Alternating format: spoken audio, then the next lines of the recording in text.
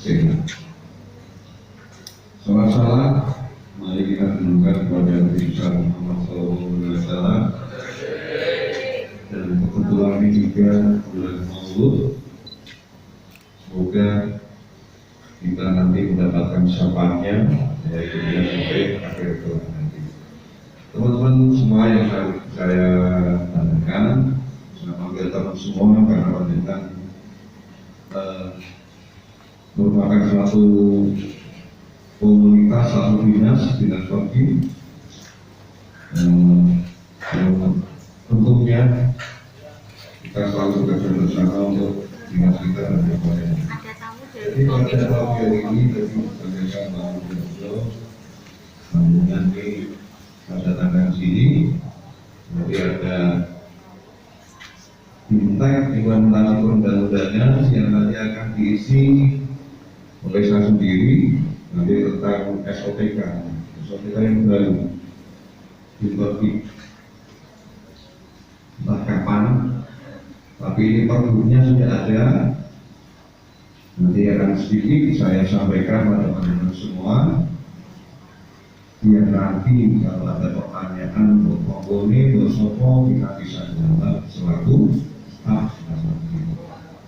Kemudian juga nanti ada juga intek mungkin pengenalan tentang smart city yang selama ini selalu diangkat oleh Kabupaten Demak, dan Kabupaten Demak merupakan satu pilot project dari 100 kabupaten yang ada di Indonesia, dan ini tergolong bagus untuk smart city.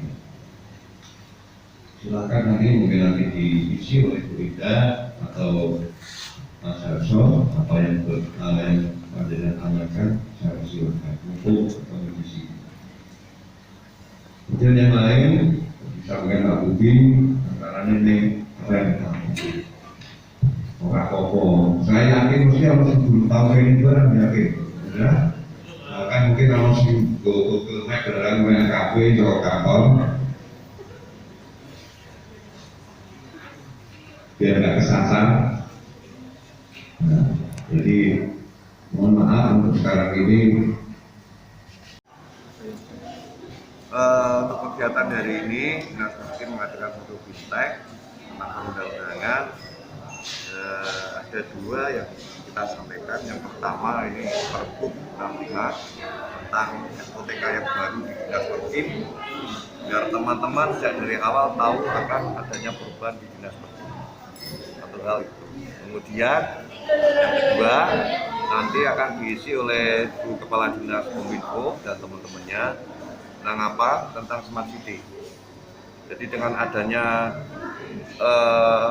bintang ini, Smart City tidak hanya pada pimpinan saya harapkan bisa lebih ke bawah sampai staf bahkan honorer tahu akan Smart City, sehingga dengan adanya satu bintang ini teman-teman di Dinas Perkim lebih tahu apa itu Smart City, bagaimana caranya, sehingga Smart City khusus yang ada di Perkim maupun secara umum ada di Kabupaten Demak bisa berhasil seperti yang kita harapkan bersama.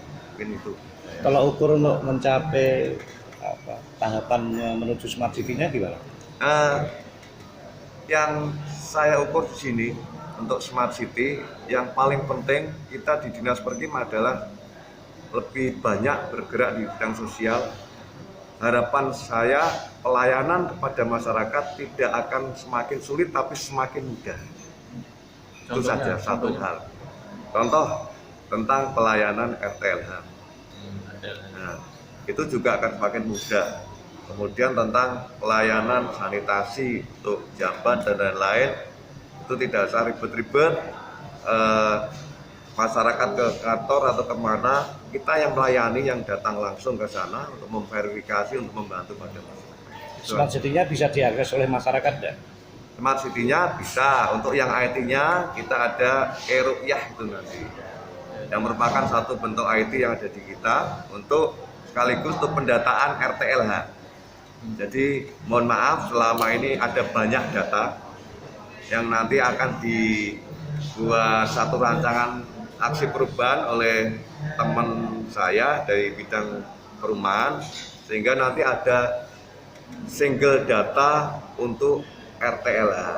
Tidak ada data yang dari dinas sosial, dari Dipermasdes, dari Perkim, sehingga nanti akan muncul satu data khusus untuk RTLH yang sebenarnya nanti akan dari dinas Perkim. Sekarang ini kita sudah melaksanakan verifikasi tentang PBDT 2015, nyicil baru 2 kecamatan Demak dan Kebun. Harapan ke depan, dukungan dari beliau-beliau, dari Pak Bupati, Pak Wakil, Pak Sekda dan lainnya, kita nanti akan ada pendanaan untuk kecamatan yang lain, sehingga akan ada satu single data untuk RTLH yang terupdate. Ini sudah berapa yang masuk pendataan RTLH? Pendataan ini yang baru kita laksanakan ada 2 kecamatan. Kita berdayakan konsultan bekerja sama dengan tenaga fasilitator lapangan yang ada.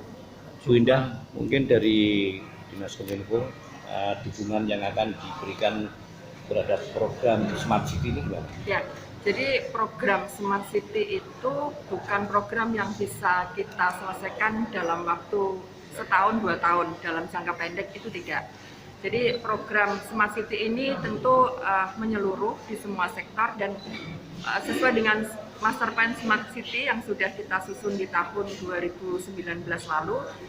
Program kita ada program jangka pendek, program jangka menengah, dan program jangka panjang. Program jangka panjang itu sampai 30 tahun. Ya.